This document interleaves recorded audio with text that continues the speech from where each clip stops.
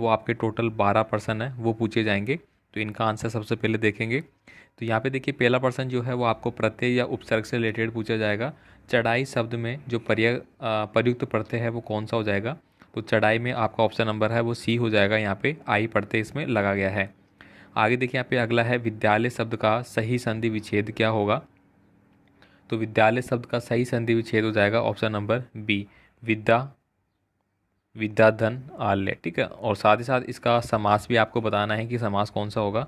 अगला देखिए छोड़कर तालाब मेरी झोंपड़ी में खिल रहे जलपात, पंक्ति में जलपात शब्द का प्रयोग किसके लिए किया गया है।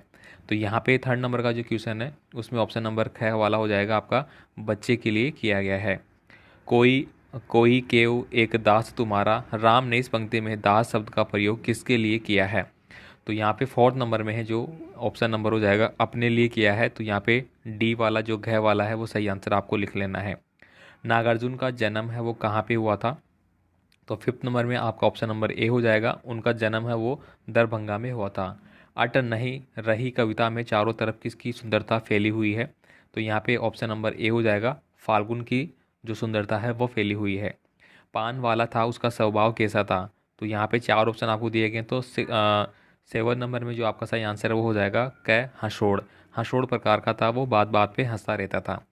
आगे देखिए बेटी की मृत्यु पर भगत क्या कर रहे थे। तो दोस्तों यहाँ पे जो चार ऑप्शन है उसके अकॉर्डिंग हमारा सही आंसर हो जाएगा ग, वह भजन गा रहे थे। तो ऑप्शन नंबर ग है वो आपको टिक करना होगा। अचानक रेल के डिब्बे में लेखक को देखकर नवाब की आंखों में कौन सा भाव दिखाई दिया।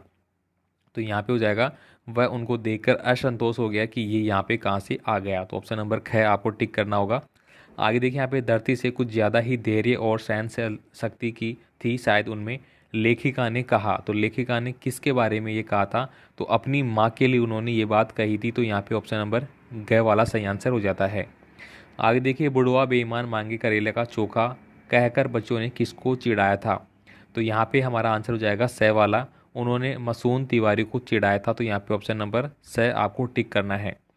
आगे देखिए अगला है यहाँ पे लेखिका ने जब एक सिक्किम युवती से पूछा क्या सिक्किमी हो तो उसने क्या जवाब दिया था। तो यहाँ पे हमारा ऑप्शन नंबर सी हो जाएगा, उसने कहा था मैं इंडियन हूँ। आगे देखिए यहाँ पे आपके रिक्त स्थान वाले जो प्रश्न है, जो क्रियाकर्ता स्वयं न करके किसी से करवाता है उसे हम क्या बोलते हैं। तो दोस्तों उसको अपन बोलते हैं प्रेरणार्थक शब्द बोलते हैं। क्या बोलते हैं, प्रेरणार्थक। तो यहाँ पे पहले में आप क्या भरेंगे, प्रेरणार्थक। ठीक है, प्रेरणार्थक शब्द उसको बोला जाता है। नेक्स्ट देखिए अगला है मैंने सारा काम अभी किया है। इस वाक्य में अभी क्रिया विशेषण है। तो अभी जो यहाँ पे क्रिया विशेषण है वो किसका है भाई, कालवाचक का है। क्या है भाई, कालवाचक। तो यहाँ पे आपको क्या लिखना होगा, कालवाचक लिखना है। आगे देखिए ऐसे विशेषण शब्द जो एक अन्य विशेषण की विशेषता बताते हैं उनको क्या कहा जाता है। तो उनको बोलते हैं भाई पर विशेषण। क्या बोला जाता है उनको, पर विशेषण उनको बोला जाता है। आगे देखिए सर्वनाम के भेद होते हैं। तो सर्वनाम के टोटल 6 भेद होते हैं। परीक्षा शब्द में कौन सा उपसर्ग का प्रयोग हुआ है। तो इसमें परि उपसर्ग का प्रयोग किया गया है। तो यहाँ पे आपको परि लिखना है। इसके बाद देखिए यहाँ पे आपको एक अपठित गद्यांश दिया गया है जिसको पढ़कर आपको प्रश्नों के आंसर देने हैं। जीवन 3 तरह का होता है, पहला परोपकारी जीवन, दूसरा सामान्य जीवन और अपकारी जीवन। तो यहाँ पे कुल मिला के अपने जो जीवन है उसमें परोपकार और सामान्य जीवन और अपकारी जीवन के बारे में बात की गई है।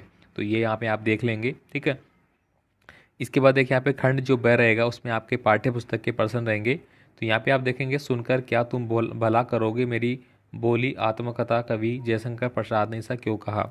साथ ही बीच में आपसे रिक्वेस्ट करूंगा कि ये सारे जो पेपर थे पिछली परीक्षाओं में जितने भी पेपर में प्रश्न आए थे हिंदी के वो सारी PDF फाइल ऐप पे अपलोड कर दी गई है।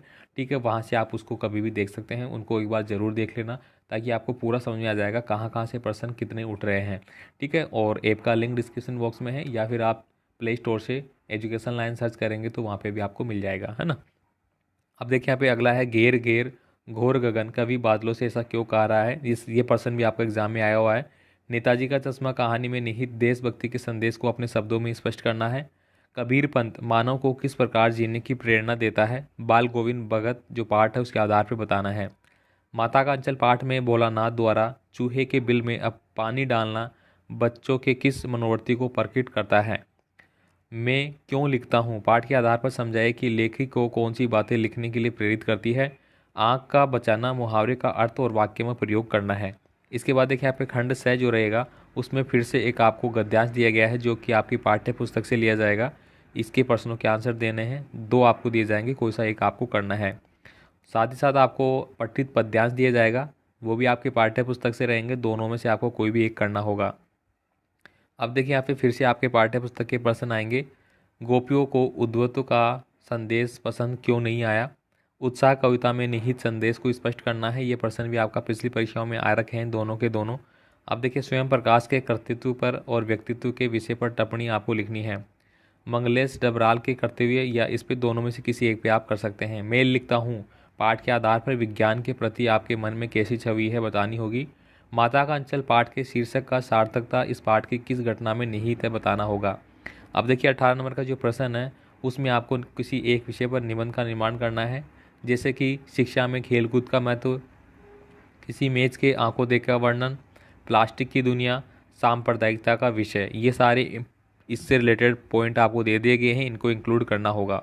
19 नंबर का प्रश्न देखिए, यहाँ पे आपको एक पत्र लिखवाया जा रहा है। पत्र क्या है कि आप रामगढ़ विद्यार्थी विजय मानते हुए प्रधानाचार्य का ध्यान पुस्तकालय एवं वाचनालय की व्यवस्था की ओर आकर्षित कर रहे हैं, इसके लिए पत्र लिखना होगा। या फिर दूसरा है दूरदर्शन के महानिदेशक को पत्र लिखकर राष्ट्रीय एकता का सांप्रदायिक सद्भाव बढ़ाने वाले कार्यक्रम प्रसारित करने की प्रार्थना करेंगे। अगला देखिए आप 21 नंबर का है जिसमें एक आपको विज्ञापन पूछा जाएगा। विज्ञापन के लिए भी अलग से मैंने एक छोटा सा PDF फाइल ऑलरेडी अपलोड कर रही है, वो देख लेना, उन्हीं में से आपका विज्ञापन आएगा। तो यहाँ पे देखिए जिलाधिकारी की ओर से स्वच्छता महाअभियान में सभी जिलावासियों को सम्मिलित होने के लिए ध्यानार्थ एक विज्ञापन देना है। या फिर परिवहन अधिकारी की ओर से यातायात नियमों का पालन करने वाले संबंधी एक सार्वजनिक विज्ञापन आपको देना है।